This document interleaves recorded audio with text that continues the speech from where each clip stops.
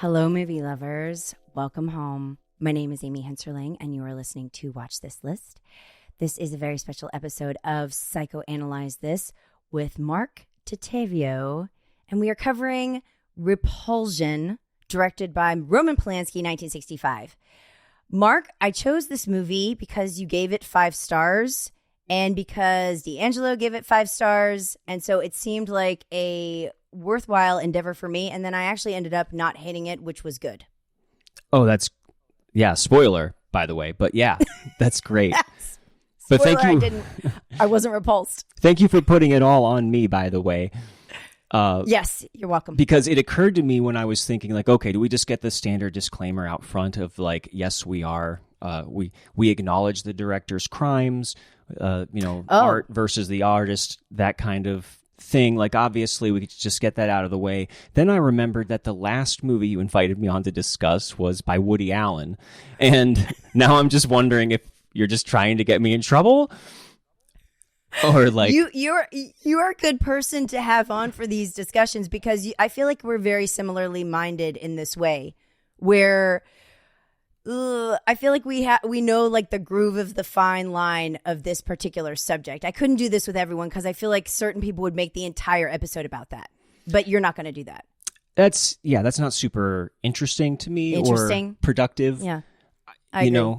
If we're going to completely just discount everything, based on things that we think or feel about the person who made them, however legitimate they are, and anyone's totally free to do that. That's just total personal preference, but I think that's really going to limit our conversation. And, he's not the only guy who was involved in making these movies. There were hundreds of people involved in them, and it's just as much an accomplishment of, Mia Farrow's in Rosemary's Baby, or Catherine Deneuve in Repulsion, or all the many, many people in Woody Allen's movies. So I think we can just get that out of the way. We're not a fan of the person, but that's not what we're here to talk about. Yes, and I think it's also fair to say that if we do talk about him, because I did read a bunch of interviews and articles, it is we like there is that elephant in the room where we acknowledge that it's there, but we also are going to talk about this. So I would imagine that somebody who is really not wanting to hear about Polanski will not watch this episode, just period. Yeah, and I don't blame them. Right. Well, yeah. But then again, still stick around. This is going to be a great episode. It will. There's a lot to talk about. This is such a roundabout way of selling this. I'm glad you brought this up because that wasn't even on my mind, and it probably should have been to introduce it this way. Get it out of the way up front. And I can't wait to see whoever you invite me on to talk about next. Who could it be? We'll do D.W. Griffith or Bryan Singer, maybe. Kevin Spacey. Kevin Spacey. Sure. We're getting to a lot less interesting people now, but we'll do American Beauty, Seth's favorite. No, I agree. And I also, I think Polanski is one of the greatest directors that we have. I watched a bunch of his movies yesterday in a row after Repulsion. I did Macbeth and then I did Frantic, all one-word titles. I've seen 10 of his movies total. None of them are bad except for The Tenant. And so I think he's very gifted, obviously, and skilled. Yeah, and I think, as with Woody Allen, there's kind of a drop-off point, as far as his career goes. The guy's in his 90s now, so we kind of have to go back a little bit to look at the masterpieces, but I think his initial run of movies, starting with Knife in the Water, which I think is one of the most formally striking debut films I've ever seen, so including that and Repulsion and Rosemary's Baby, these are, Chinatown, of course.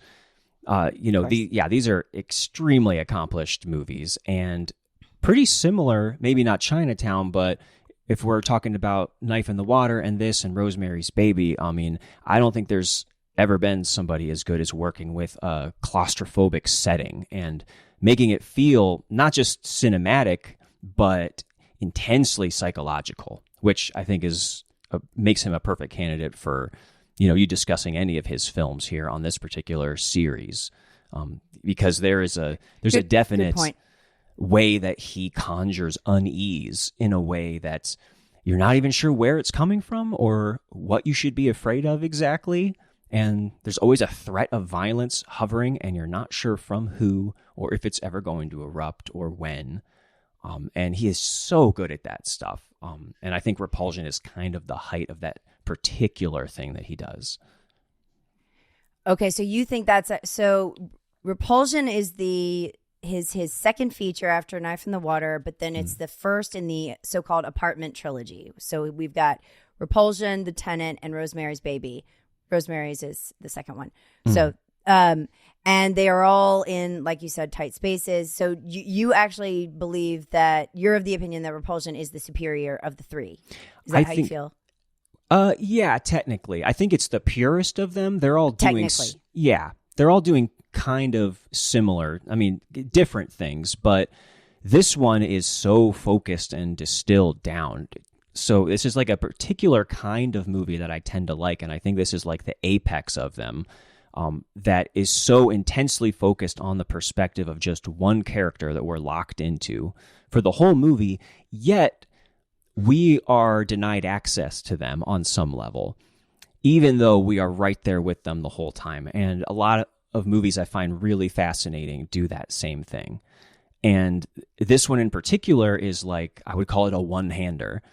Like, it is so focused on Catherine Deneuve's character. And I think I said in one of my reviews, I brought up that old quote that's attributed to Godard, maybe apocryphal, that all you need to make a movie is a girl and a gun. And I feel like this movie just needs the girl. Maybe, a beautiful girl.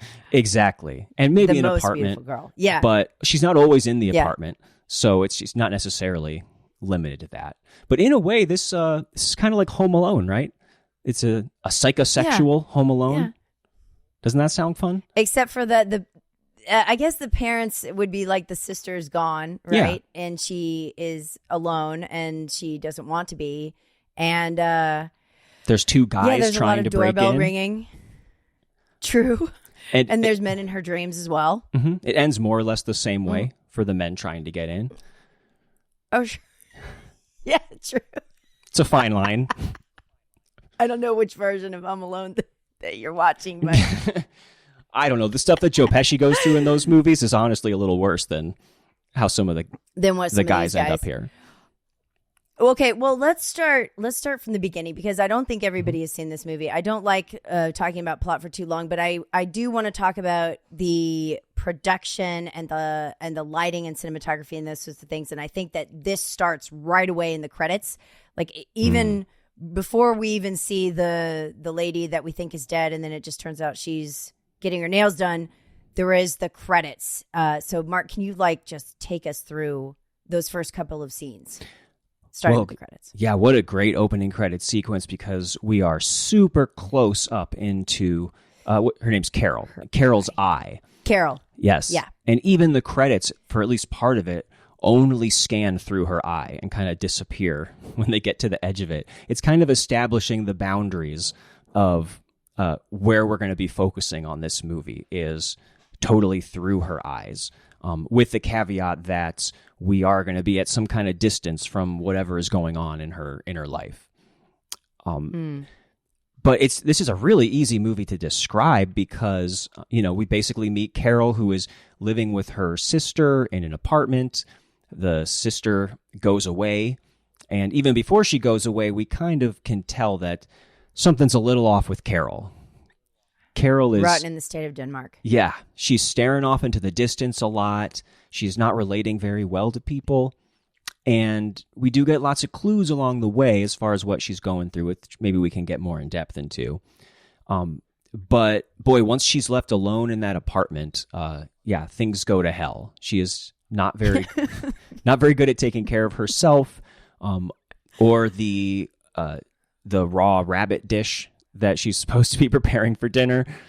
She can't even fill up the bathtub without it overflowing. Let's just say with the rabbit, I think that he chose the thing that would be the most disturbing, just on a surface level. Like, it could have been anything that they were eating, but the fact that it's a rabbit, it's almost like calling back to a childhood stuffed animal, in my opinion. And so when it's rotting and decaying, it's like, It's not just something that they're eating. It's an unusual dish. And it's so creepy looking.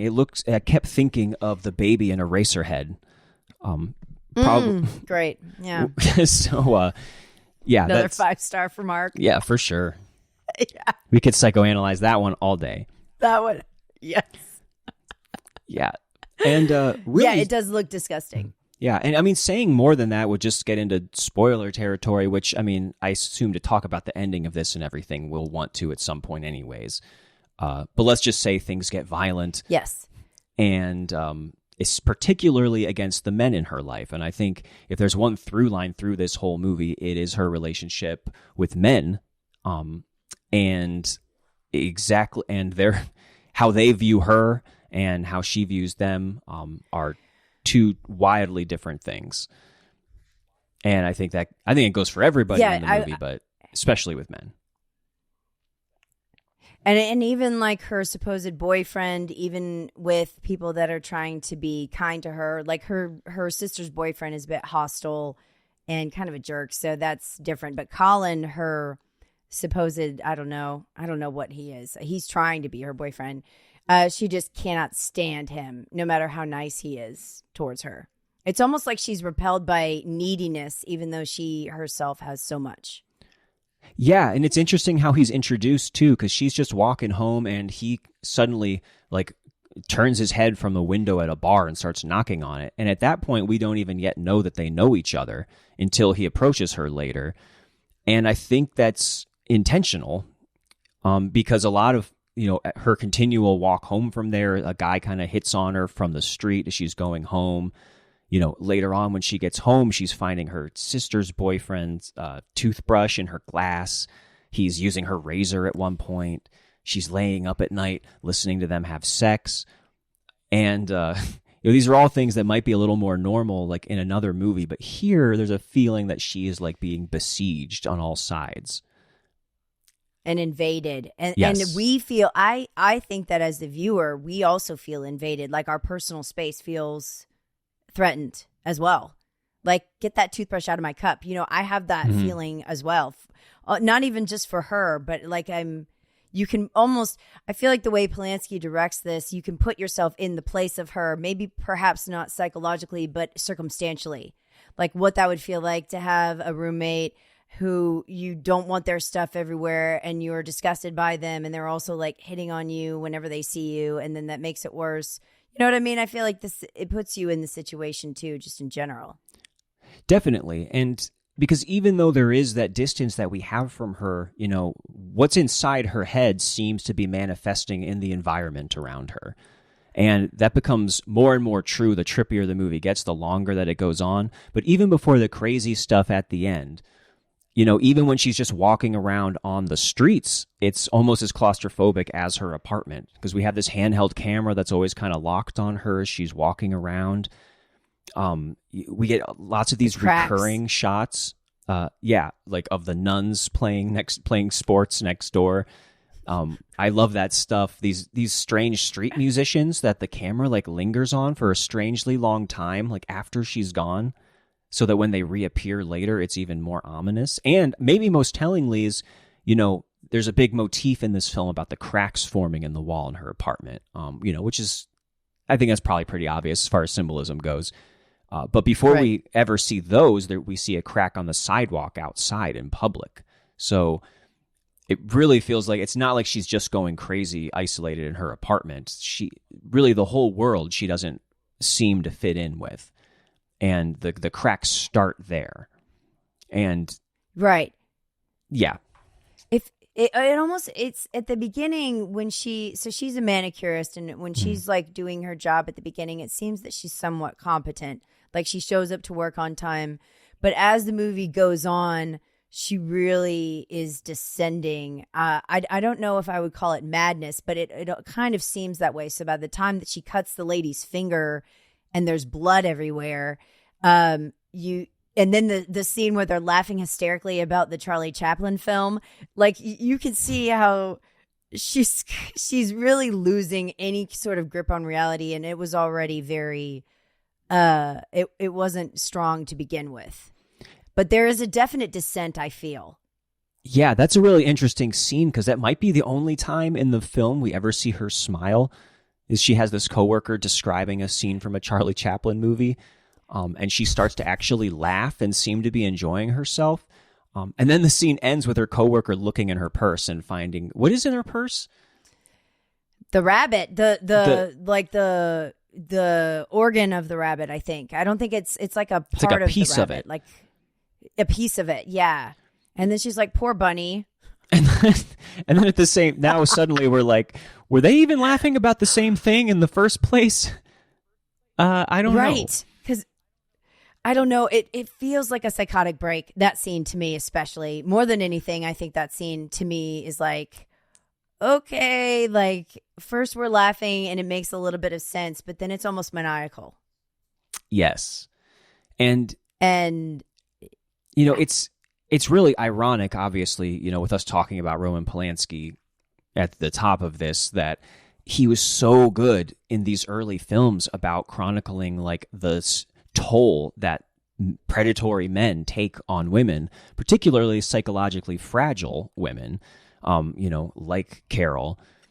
But I think what makes this a lot richer is it's not quite that simple, because there's always this tension between, is the threat coming from the outside world, like towards her, or is it coming from within her? Is she the threat?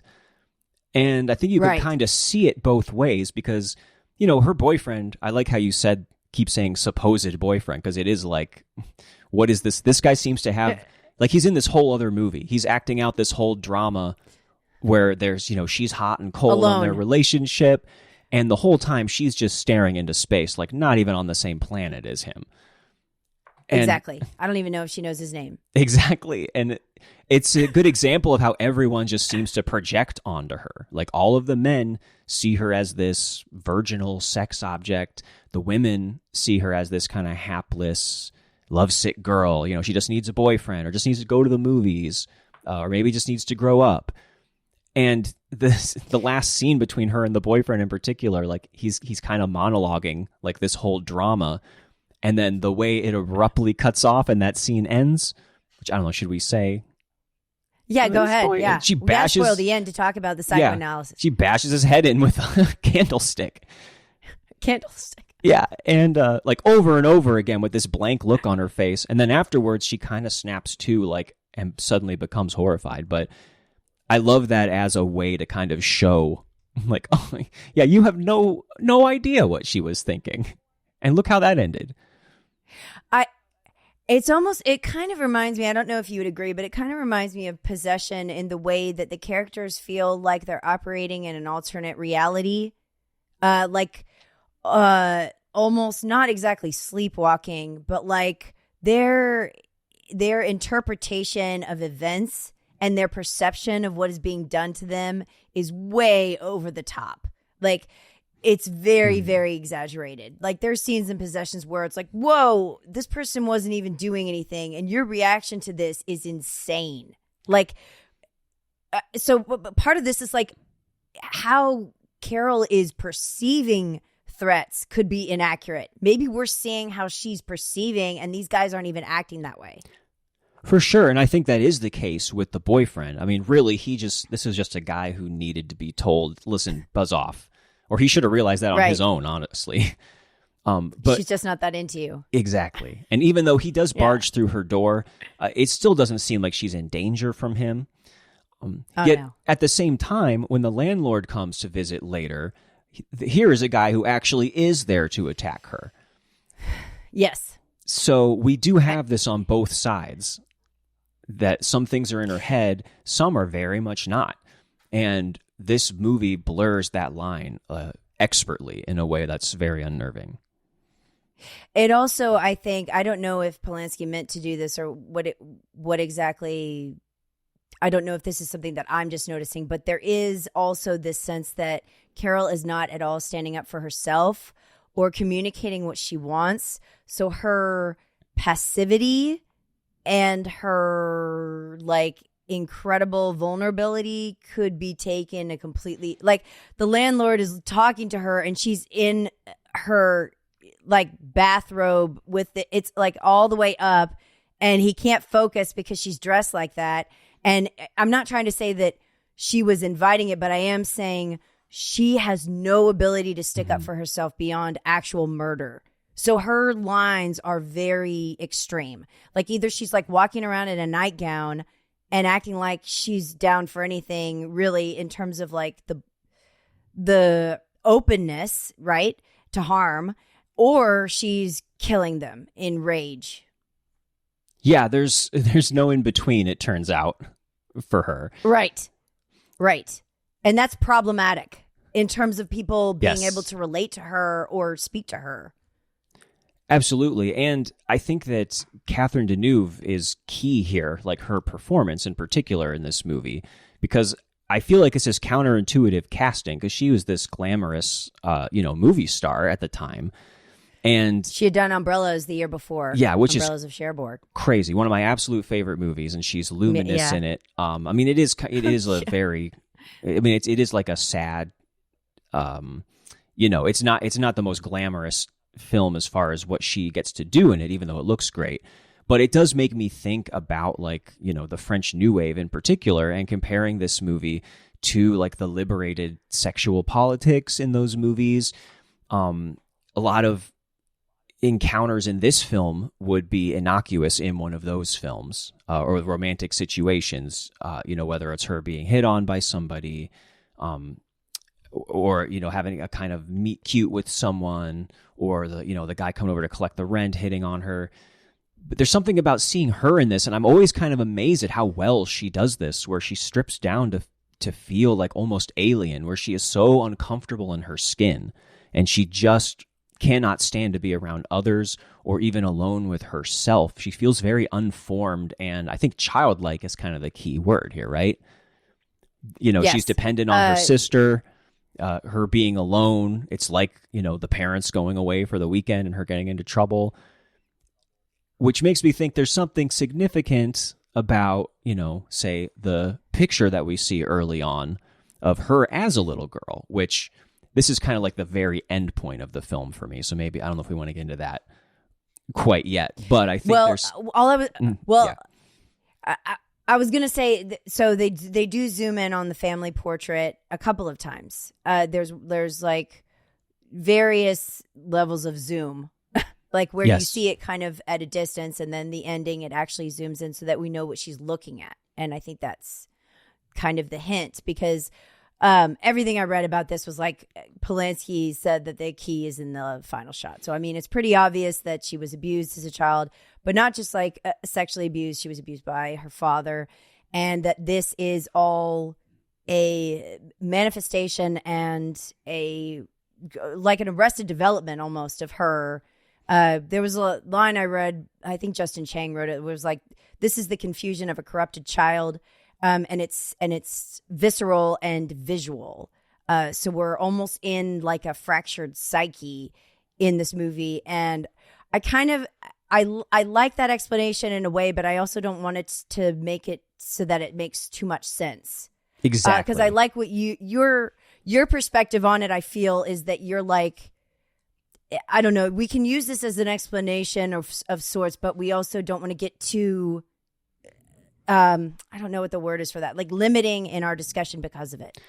Yeah, it's especially when you just come out and say it like that, it takes some of the power away. And I definitely would never want to like just reduce this movie to, oh yeah, this is a girl who was all messed up because she was abused as a child, and that's like the big reveal at the end.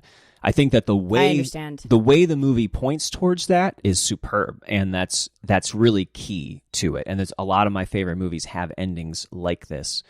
And actually, rewatching it again this time, I was really surprised because I did not remember that like 15 minutes into the movie, we first get a pretty good close up onto this picture of her as a little girl staring vacantly, like off into the distance. And I kind of had remembered that being more of a reveal at the end of like, oh, all the way back to when she was a child, she was like this. This isn't just her cracking right now. And I was like, did I totally misinterpret this entire movie? Like, because I did not remember that we had such a good look at it before then. It turns out, though, there is a difference in that final shot. Just the fact that it is the final shot of the movie is one thing. But it does seem to kind of isolate her and one man in the frame who we can assume is some kind of family member. Right. And I like that it doesn't say exactly who. And also, you know, throughout the film, she has an actual attacker she fantasizes about in these really unnerving sequences where the sound drops out except a ticking clock while she's being assaulted. And the way that we don't know who this person is who's attacking her, he's just like this guy. And a we hairy don't guy. Yeah. And we don't know if this is a memory or just some phantom in her head. And I think it leaves enough room. It's, you know, for you to not necessarily be like, okay, that's her father or her uncle. Like, I don't know if it's the same actor who's in like the picture with her. Maybe it is. Maybe it isn't. You can't really get a good look at his face. I think the way it's presented is really key, that it's left open just enough, and especially the way that in the very end it's zooming deep, deep into her eye, just like the beginning of the movie. So that's some nice symmetry there. It kind of makes me think of the ending of The Shining, the close up onto the picture where it's like, oh, he was always in the Overlook Hotel. And I guess that's kind of always in the Overlook. Yeah, that's kind of what I get maybe from that is, oh, she was always in the Overlook Hotel of her mind, in this apartment complex, maybe. Yeah, I would say that I think the important thing to note is just that something happened, right? And Yes. that there was something happened. I don't think that we're meant to be particularly interested in the logistics of that or the particulars. And then it's just, this is the result of that. I also think it's very interesting that the child in the photo looks just like Mia Farrow, because there's like this, I don't know, I felt like there's like this, okay, and now we're going to go into Rosemary's Baby. Like these two are like related in a cinematic universe kind of way before that was even a thing. Yeah, Rosemary is like, she's just a more relatable and accessible version maybe of Carol. Like by the end of Rosemary's Baby, she is definitely in an extreme distress, and there is just nobody that she can go to in her life to help her. And it's very painful to slowly realize that even when she goes to her husband or to her doctor, it turns out that just everyone is in on it. And I think that taps into something kind of close to the invasion of privacy discomfort that we get in this movie, that there's just nowhere to turn, nowhere to be safe. But this character, okay, again, so here's a good. Yeah. Okay, go ahead. I have a question for you though. No, I was just going to say that this character, obviously, we are. There's something she's carrying around with her that we don't have access to, which is different from how the Rosemary character is. Okay, so do you feel like it is like what you just said made me think of it? Do you feel like it's easier to empathize with a character where we can see why she is quote unquote crazy versus one where we don't know the origin? Like, are you saying that like the missing pieces of information actually distances us in a way, even though it could be true that Carol is literally just like mentally ill, like she could just be schizophrenic or she could just be, you know what I mean? But do you feel like there's the difference between those two characters? It sounded like from what you just said is that on one hand, we go through it with her and so we can empathize better. And the other one, we start off with her and we don't know what happened. And so it's harder. I find is an interesting distinction. Yeah, I prefer not to know. And I feel like good filmmaking can still put us there and make us empathize with them and make it make sense, even if we don't know. That's a particular little kind of crawl space to get into that I find really interesting in movies, including you said you were going to bring this up. I guess I'm going to bring it up now because we joked about doing After School instead, which is a movie that I love and Amy hates. And I'm repulsed by. We did not do. And I haven't seen it recently enough to really be able to get into it enough like right now. But that is what I like about that, is that there is kind of a clicking into focus moment at the very end of that film. But still, the majority of it, the distance that we're kept at from the main character, I find to be fascinating and still involving, even though we don't have the easy answer, or at least at that point. That's not the only film I could point to for that does that, but for empathy, like specifically for you feeling something for them that is like camaraderie oriented, is it like, I know that you're more fascinated when you don't know, but does it actually hinder your emotional engagement when you don't know? Well, it does depend on the movie. But like here, I don't think it does, because I can still, even if I don't know her exact circumstances, I can still relate to her discomfort with the invasion of her space. Or even if someone is just being perfectly nice to her at work or out in the world and she's still uncomfortable with it, that's something we could still tap into, you know? And I think in real life, it's not so easy just to map a story or a motivation or an explanation onto any person who is, you know, has discomfort in those kind of situations or whatever's going on. And so I think it's a little truer to life also. Even sometimes with yourself, you don't know where certain things are coming from or why you're responding a certain way. And it doesn't seem to be as easy as, oh, yeah, I remember this thing had happened in my childhood. That explains it. I mean, maybe it does.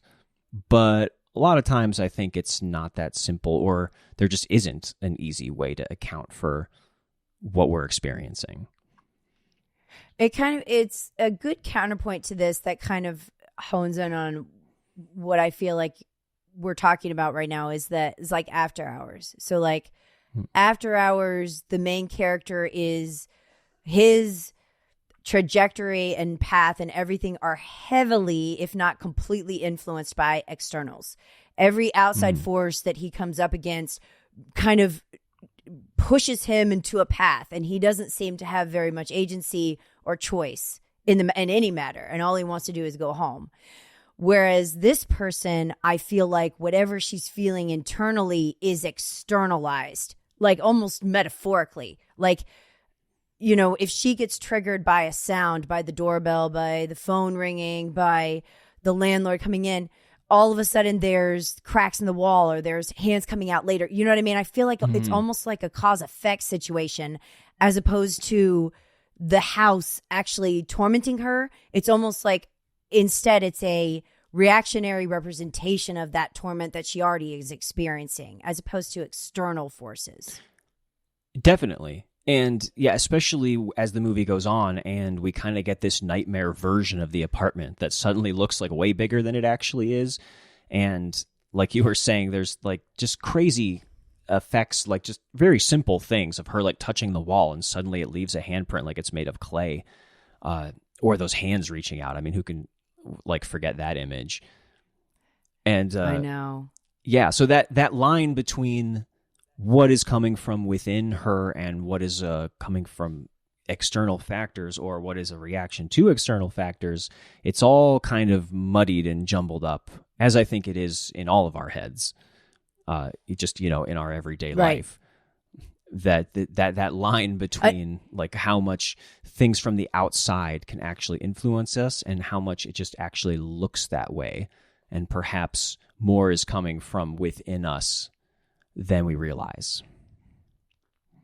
And perhaps like another movie that you love, The Game, Ooh. It could also be that the way that a person's trauma / loss / whatever their situation is that they haven't dealt with yet or faced, that when they're put in precarious situations or ones perceived as dangerous, the way in which they respond to those is actually very closely related to the pain they're in, that they aren't aware of or that they know. So it's also very individualized in the way that The Game is too, where it's like this particular character is reacting to these particular things, and the externals in the game, I think, are more meant for like a benefit, where we're trying to get you out of something, as opposed to this one where it seems like it's just further into hell. Yeah, it does seem like there's not a lot of hope for Carol in this. Right. Right. That Andrew Saris quote you shared with me, I didn't know if you were planning on like reading that at one point or something, because I will. Really it's brilliant. Good. Or you can. No, go for you it. can. It'd I don't be have better it in front of me. Oh, okay. I was gonna say it'd be better with a male voice, but I mean, I could pull up your text and do it. Yeah. Okay. So this is what he says. Well, unless you want to do it, Mark. This is your rodeo. Okay. Andrew Saris, 1965. This is in Village Voice. We soon accept the fact that the girl is beyond redemption and rehabilitation, even beyond reason. But we still worry about when and how society will invade her subjective world. What Polanski counts and capitalizes on is the fact that we all fear society's invasion of our subconscious, and that we will somehow identify with the most perverted privacy rather than blow the whistle for the authorities. Yeah, I mean, I can't really say it better than that, but I mean, that really speaks to what you were saying about what the how we could still relate to somebody, even if we are seeing, you know, how troubled they are. Dark and troubled. Right. And almost like, it's almost like in saying we don't want the outside world to, like, let's say when she commits the murder. Okay. I had a sensation when she was nailing the board to the door, the same as I felt when Norman goes and cleans the beds in Psycho and cleans up the bathroom. You know, the first time when Marion gets murdered, when he goes in there, it's the same panic. And then you're actually kind of, you know, there's been a victim. You saw the victim, but you are kind of like, hurry up and you missed a spot, like clean up over there. Yes. You know, there's this sense of like protection over the killer, because there is a part of you that feels like they are somewhat innocent in it, despite the fact that they did it. Does that make sense? That famous shot of him waiting for her car to submerge into the swamp, because it stops for a second. And we're all kind of holding our breath along with him. And that's kind of a famous example. Yes. And that's even trickier in that movie to suddenly get us on his side, because we've been identifying with a different character for the entire movie up to that point. So that's even some more magic that Hitchcock pulls off there. That this movie, we at least are staying on the same person the whole time. So it's probably a little easier to be, you know, along with her the whole time, while at the same time still getting a little frustrated. Like, just tell someone what's wrong. There are some people, you know, her boss at work is just trying to ask her, like, what's going on with you? How can I help? She seems to be pretty understanding, and she just makes up an excuse because she is not equipped to talk about it, and she probably doesn't know herself. She's probably just a bundle of these feelings and no way to articulate them or act them out except when it boils over in this insane way. Which is extremely similar to Norman. Yeah. Like, they're very kindred in the way that, like, they don't have the way to articulate how they're feeling. They both had questionable childhoods and are kind of like stripped of their autonomy in a way, because they're just going with these compulsions. It's like, I don't know, I feel like they both get triggered in certain ways, and then they just react, and then they see what they've done, and they're like, oh, they do have enough wherewithal to know that they need to hide it, you know, that they don't want to go to jail, or they don't want to get caught. So Carol is not completely naive when she cleans everything up, you know. But maybe it's like a child where they like steal something and then they hide under the bed. I don't know. And this is tapping into something bigger than her about the larger world and the expectations on femininity. You know, there's a lot of stuff you can read into on that that's maybe not the craziest reaction to the boxes that she's continually being shoved into, that, you know, everyone else has this lens that they're viewing her with that's preventing them from seeing how deeply wrong something actually is. And a lot of that is just based on the societal expectations. Or the very first, I think one of the first lines of the movie is her staring into space and the old lady being like, oh, you must be in love or something. Everyone's always assuming that that's what is going on with her, because that's the only box that they can think of to place her. And then later in the film, when I did the one like laugh I get from this movie is when she like puts on lipstick and it kind of smears all over her face, and we see her ironing, and then it kind of backs up to show it's unplugged. And the plug. Like, yeah. she's just doing this grotesque kind of play acting of the domestic, feminine role. And so if you could see that in that context as a reaction to those expectations, that's just another kind of deeper layer here. That's not just about one messed up person. It's another filter.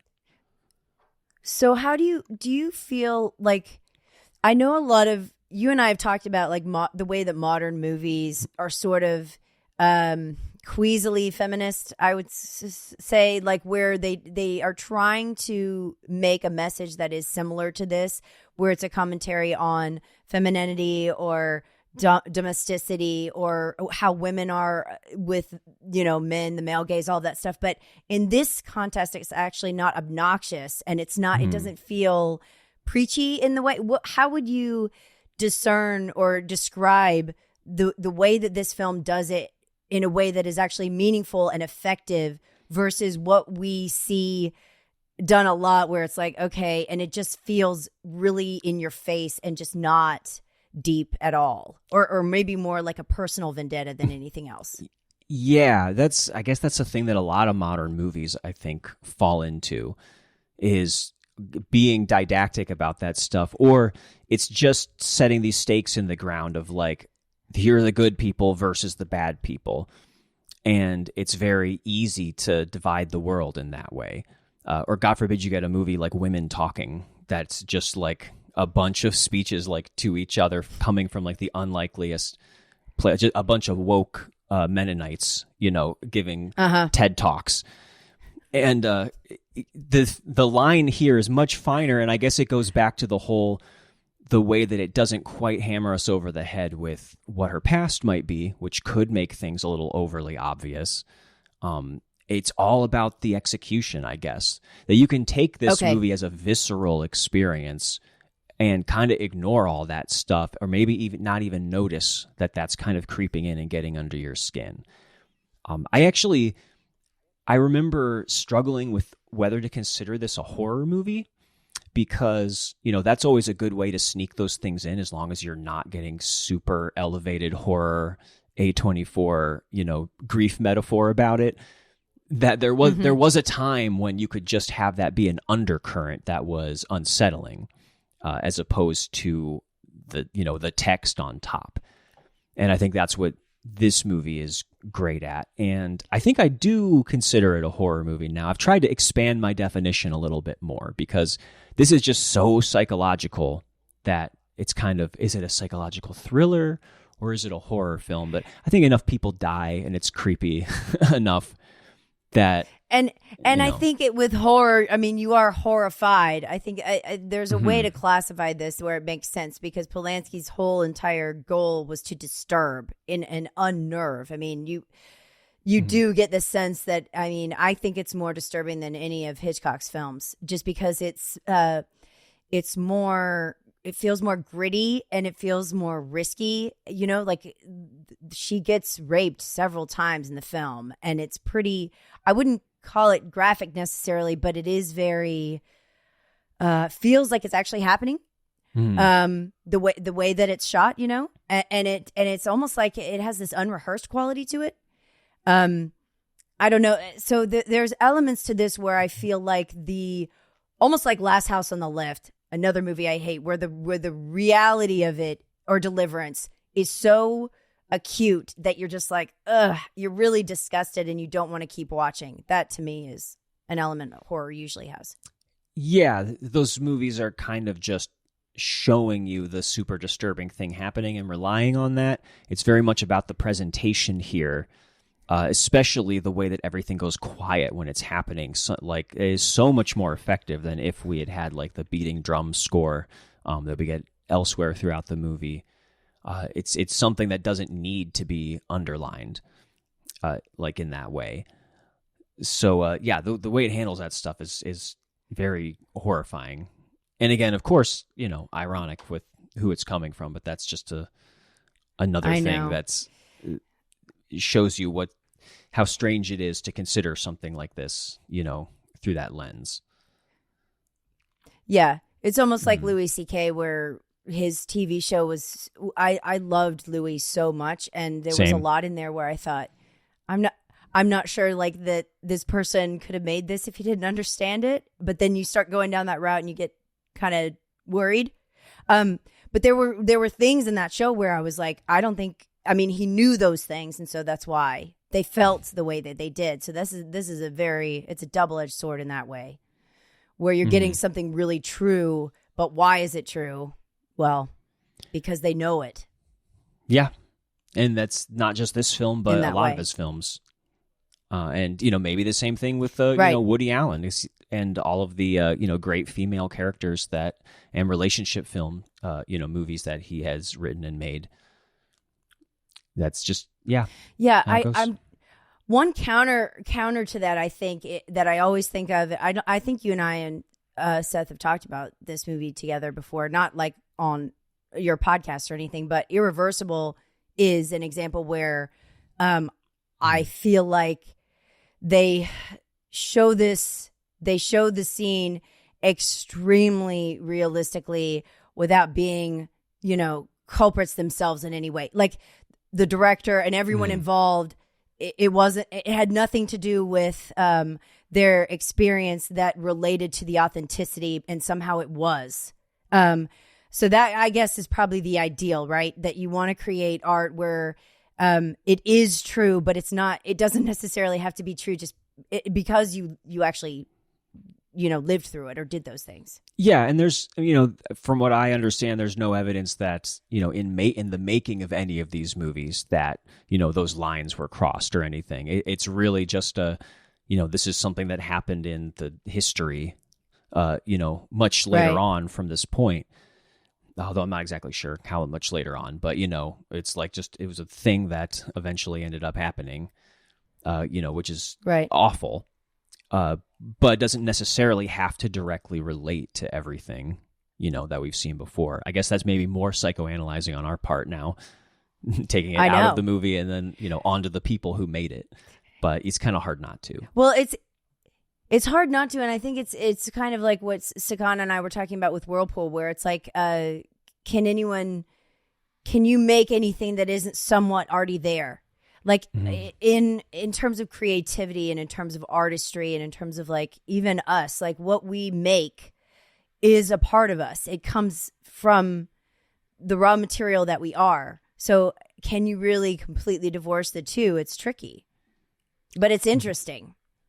Yeah, and I guess the flip side would be people who make movies about things they don't know anything about. Sometimes they can be really good at it, but then sometimes you end up with our podcast, Unwatchables, just did an episode on the worst Best Picture winners, which we decided, well, at least the ones we talked about were Crash and Green Book.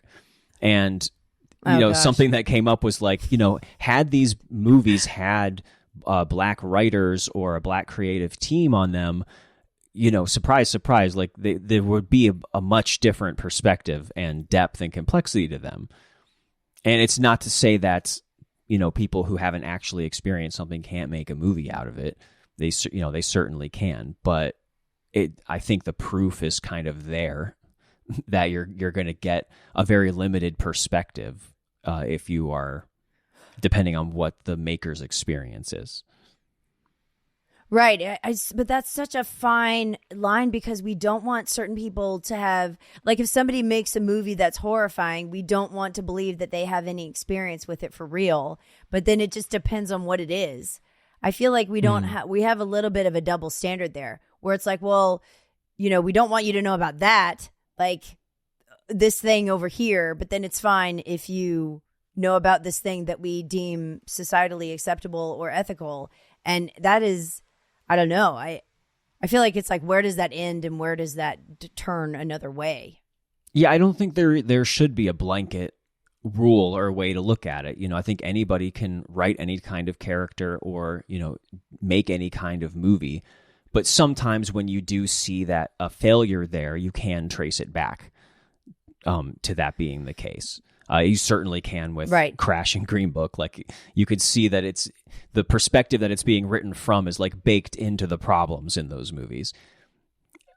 But that's so interesting. Yeah, I mean, it's kind of a different discussion than what we're talking about here. It's like the one that we're having. Yeah, it's not like only only horrible sex criminals can make movies about sex crimes. About sex crimes.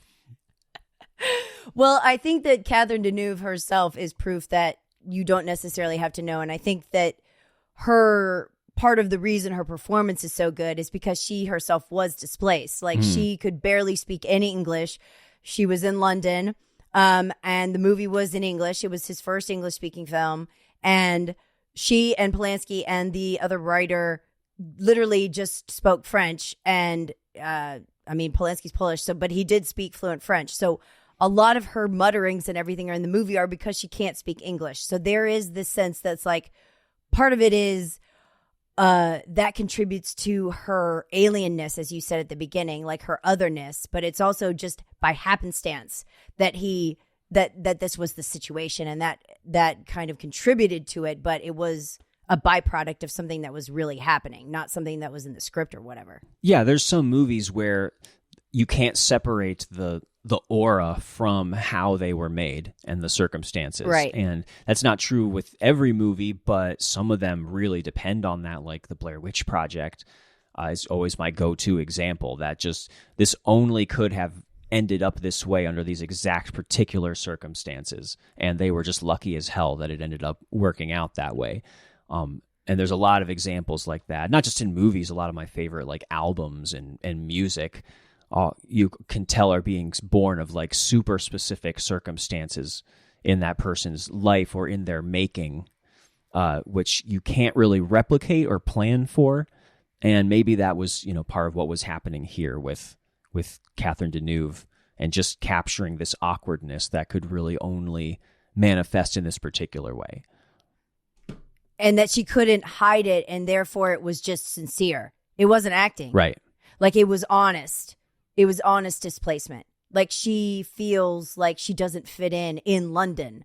Like if the whole movie had been in French and it had been set there, I really wonder how different her performance would have been.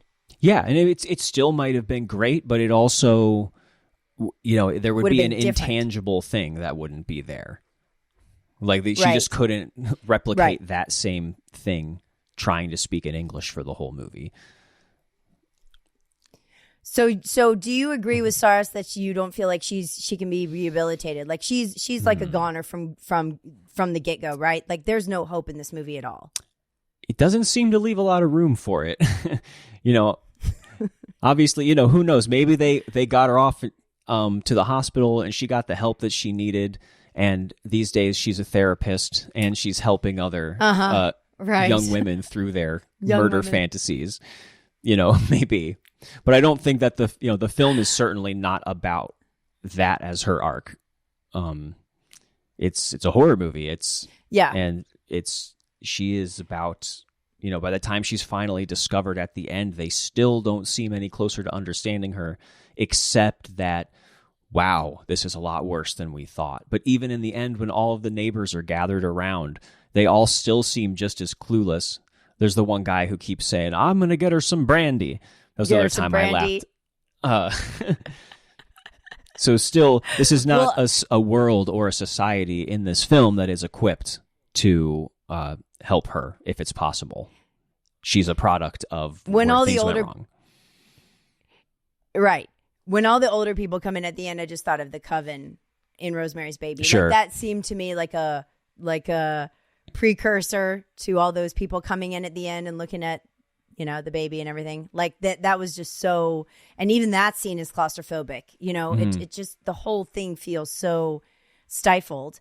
I have to mention before we get to your other films that the DP on this was Gilbert Taylor, who did A New Hope, Doctor Strangelove, and The Omen. So the cinematography in this film is just spectacular. I really feel like, besides the direction and sound, production-wise, the cinematography is just beautiful, and even the framing, like the whole time, it's almost like Kurosawa in the way there's a lot of multi-layered framing and blocking.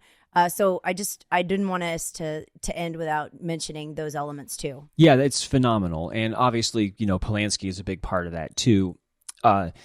in Knife in the Water, I see a lot of even more of that, where because there's 3 characters that we're confined to on a boat in that film, and Kurosawa is always what I think of when I watch that. Me too. Because it's almost feels like most of the film has all 3 of them in the shot in some way, and the way that he's able to just keep reconfiguring that, and he has a little bit less. He is less body wise to work with in this movie, but the way that he can just take her in that apartment in all these different ways that it's filmed, it's just, there's an endless variety, it seems, and his way of capturing this foreboding atmosphere and this warped headspace, with again using very little, makes this, I think, a touchstone for low budget movies or movies with limited resources that totally rely on someone's visual imagination, and I don't see a lot of that anymore. Especially when it's someone's first or second film. Like whenever I really will perk up if I see, low budget independent filmmaker who's showing that level of invention visually. I feel like these days things are getting a little subsumed, like just to the story, and that's what people care about, or even all they comment on when they are talking about the movie. When I think you can go so far if you are looking at working with these formal aspects, and it's kind of a cold splash of water watching early movies like this from someone who's so skilled with that. Exactly. Well, and I was going to say that so I watched this off Amazon, and as soon as it was done, the movie that it suggested that I watch next was The Lighthouse, which I just recorded on last week with Jetta, actually. But when I thought about it, I thought they're not tremendously different in terms of, I'm sure that Eggers, the cinephile that he is, thought of this, because so many shots of The Lighthouse, obviously it shares a lot in common with Repulsion. And there is that I think that Eggers has that formal almost like a crisp, clean, like his shots are beautifully distinct and precise. You get the sense that like what you see in the frame is exactly what he wanted, and there's an orderliness to it that I see as in Repulsion 2. So that would be a kind of a modern day director where I feel like at least he's interested in that idea, and that was his sophomore feature too. Yeah, and I think if he ever gets his scripts under control again, maybe we will get another great movie from him. I'm not going to talk about what happened after that. Yeah. I'm not really a fan of The Lighthouse either. I thought it was interesting, but a little wacky for its own sake. I wasn't. I'm still waiting for him to repeat The Witch. That's where I'm fully on board. I love The Witch. Yeah. Right. I hated The Northman, so I'm like, the order of Eggers is makes sense, because I thought The Witch was extraordinary. The Lighthouse, I'm mid, and then I hated The Northman, so it just kind of went down from there. And then he hasn't done anything else, right? Nosferatu was his. Well, no, he did Nosferatu, which I also of course he did. Kind of mid on. Yeah. I know, that's a 3. Looks good. Well, but that one, it looks good. I was gonna say we have to give, because when you were kind of lamenting that this isn't something that happens anymore, we do have Eggers trying. Yeah. And adapting old stuff. Yeah. I'm always be interested in what he has. Right. Okay, so tell me, I have been asking everybody who's on to Psychoanalyze this to give me 3 films that they would pair with the one that we discussed. I do not know what Marc has chosen, and I am slightly afraid, but I'm ready. I think, okay, you're going to love one of these, you're going to hate one. I'll start with neither of those.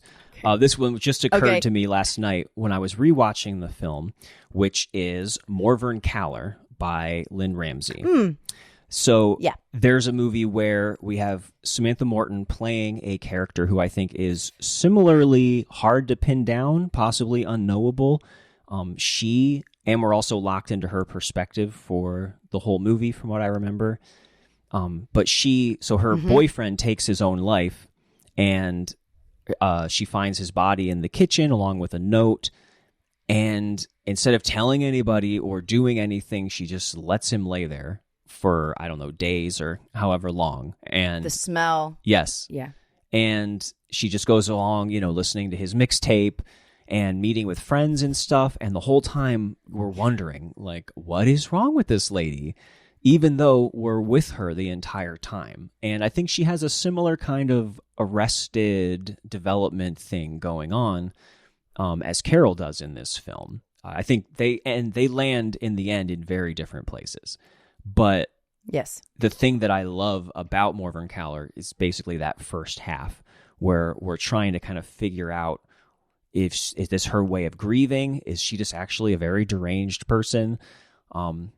And then, I don't know, the boyfriend laying around the apartment is kind of like her version of the rabbit that's just left out there to decay.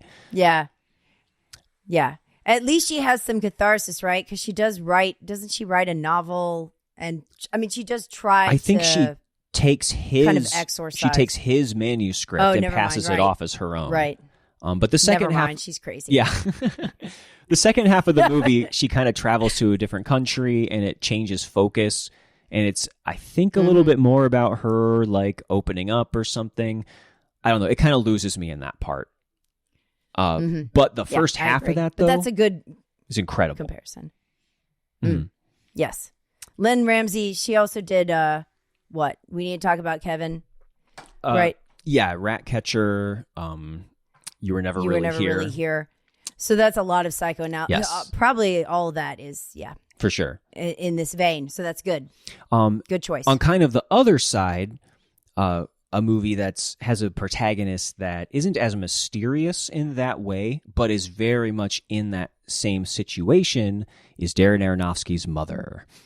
And I love that was the one I thought that's you would appreciate. That's where we align yes. I also it's one of my favorite movies of the last like 10 years. It's just a blast. Me too. And I think it's very Repulsion coded. Also very Rosemary's Baby coded.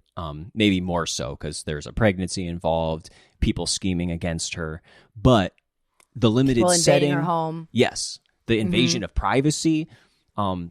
She's just getting it from all sides, and I think there might actually be cracks in the walls too, like literally. Yes. Yeah. And she literally, like J-Law has a scene where she's got her hands on them because she's also painting. Yes. But yeah, the house metaphor is very different there than it is in Repulsion. That would have been a great pairing, actually, because she like loves the house into existence as opposed to, you know what I mean? As opposed to the house caving in on her. But that is excellent. I didn't even think of Mother. That's perfect. Yeah, she's a much more relatable, character. There's no issue. There's no sense that her issues are coming from within. It's all coming from without for her. And there's... Yes, and she's trying to preserve... Yes. Like, yes. And she's like, get out of my house. But she is being exploited both by the strangers and by her own husband, in different ways. And that constant Javier. invasion of privacy and safety is really puts me in mind of that. And the way that the movie, that Mother just goes so crazy over the top in the last act, it's kind of like taking the ending scenes of Repulsion with the hands coming through the walls and everything and kind of blowing it up like even crazier. And love that movie. I love that. I love that. And I just thought of like, this is my house. I'm going to defend it. Like that could literally, your Home Alone reference just really does go across the board. Don't mess with a kid on Christmas or a crazy lady when her sister's away. Oh, that's great. Okay. Now what's the one I'm going to hate? Okay. I was choosing between two ones that I knew you would hate. And the one that I didn't choose was If I Had Legs, I'd Kick You, because mainly because we are focused on the female protagonist having a bad time, but there's also the hole in the wall, which makes me think of The Cracks. True. That's a big motif. Yeah. But the one that I did go with, you also won't like, also by Lynn Ramsey, which is her most recent film, Die, My Love, which also has Jennifer Lawrence in it. So I could compare that to Mother as much as this. But I don't think, whether you like the movie or not, I think you can probably see some similarities where we have a main character who seems like, she's almost feral in Die, My Love. Like she constantly is just trying to burst out of her skin, and she can't have like a normal conversation with someone without lashing out in some crazy way. And I think that, and she's also trapped kind of in a house that is kind of representative of her isolation.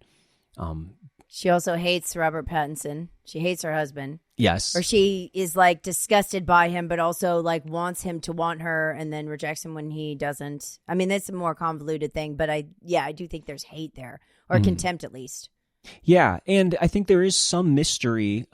I would have preferred more because it does seem like she's going through a post-mortem thing and that's kind of where her angst is coming from. But at the same time, it does challenge that in certain things. Like she insists at one point that the only thing that she does love is her baby. The only, like everything except the baby is the issue. And at one point, there's a scene that I mistook for a flashback where she's getting married to Robert Pattinson. Like at first, and she is still just as troubled and aloof. And at first I was like, oh, this is actually kind of like Repulsion. Like it turns out actually a long time ago was when this started. It wasn't just her having this postmortem, trauma. It turns out it's not a flashback. So that kind of soured ruined you. that. You're talking about when they danced, yes. like the prom? Okay. I thought that was a flashback too. That wasn't? Apparently it wasn't. Wow.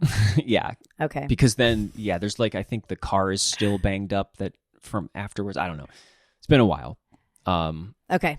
But. Yeah. And also never again. Maybe. We're going to do an after school Die My Love. If I Had Legs, I'd Kick You triple feature. In which I will just like be catatonic, just like Carol at the end. I'll be like under a bed and you'll have to flip it over. But imagine the like, psychoanalysis. Okay? There's so much to analyze. I kind of feel like these are examples of things that you, not Mother, but Die My Love and If I Had Legs, I'd Kick You, I feel like are examples of doing things where you don't like, where there is too much of this makes sense why this person is acting this way because of X. Like how is that not sort of like spoon fed to you as far as their reasons for doing things? Well, there's a little bit of that in Die My Love. I think I touched on at least her insisting that it's not having the baby that made her miserable, which leaves open the question of, okay, then what does? So I think there is a little ambiguity there. Okay. Okay. And If I Had Legs, I'd Kick You. I think at that it's kind of clear what's going on with her and being overly attached to her child, but it works so well as like a visceral ordeal throughout that film, which I think I think it made us both uncomfortable, but I maybe found it a little more a little funnier in its dark way, or like I was willing to go along with her than you were. Yeah. Well, it's hard for me in both of those instances where it's a mother with a child. I just can't. It's too great of because I'm literally just worried about the children. So I can't, it's too big of a leap for me to empathize when I'm just worried about the child. And I don't feel that they should be treated that way under any circumstance. Like no matter how much of a brat her daughter is, like the fact that we don't see her and that she's just completely stripped of personhood is just very annoying to me. But I mean, it was a female writer, female director, so I'm almost like against my own. Not a great place to be, Mark. Well, I mean, one day you'll understand the feminine experience like I do. Oh, right. Like you do. Yeah. We'll get you there. I was kind of implying that earlier where I was like, Mark, what do you think about the, femininity? I mean, you are definitely somebody that I would go to for this, because I think that we watch movies very similarly, and you do have an intuitive sense of like, this is BS, or this is, you know what I mean? This is real, or this is just baloney. I think that you have a really good radar for that. Yeah. And those last two movies, I mean, these are kind of terrible people in their way. And maybe I was more willing to go along with that ride as opposed to just like hating them than you were. But yes, but you are a lot more tolerant than I am across the board. Maybe that's it. There's only a few movies that you actually really despise. Otherwise, everything's kind of on an even keel with you. Like, I feel like you have like things that you love and things that you hate, but those are very, very small camps. And a lot of everything else is in the middle where you're like, eh. So, whereas I'm way more up and down. Okay, that makes sense. Yeah. So you see things and you're like, it's not, if it's not swaying you into love or hate, it doesn't evoke anything intense. Yeah, it takes special ingredients to get onto that level. And I think when you're watching a lot of movies, that's kind of where the average maybe should be, or at least that is. Like for me, just what are the chances that you're going to every week see one of your favorite, movies for the first time? I don't know, maybe it was like that at one point, but yeah, but you have the perfect podcast for this. Oh yeah. Because you're a person who can like deal and not have emotional like breakdowns or ups and downs. Oh, I am very used to talking about movies that I don't like. Those definitely outnumber the good ones on Unwatchables. But oftentimes I'm the only one who doesn't like them. Yeah. Oh, well, yeah. That's what I'm trying to say. Yeah. You're very discerning. And you have that's why the movies that you love that you've given 5 stars really stand out to me in my mind, because I know what those are. So we hope that everyone watches Repulsion. We hope that you appreciate the things that we did about it. And I think we did a decent job of psychoanalyzing Carol. Not too much, but it is rife for any kind of projection that you want to throw on this thing, and I think it will deliver in that way. Yeah, I agree. Everyone should Mark? Figure it out for themselves. Don't take our word for it. Figure it out for yourselves. That's, yeah. Or maybe mine, just but disregard everything we just said. Yeah. Yeah. Well, it was a pleasure as always, Mark. Thank you. Next time we will have a beloved director like Steven Spielberg to discuss, not a provocateur. Great. We'll see what comes out about Steven in between now and then. You just put a nail in the coffin. Tom Hanks will be exposed for his crimes before we get to his filmography. Tune in next time. See you at the movies. See ya. Thanks.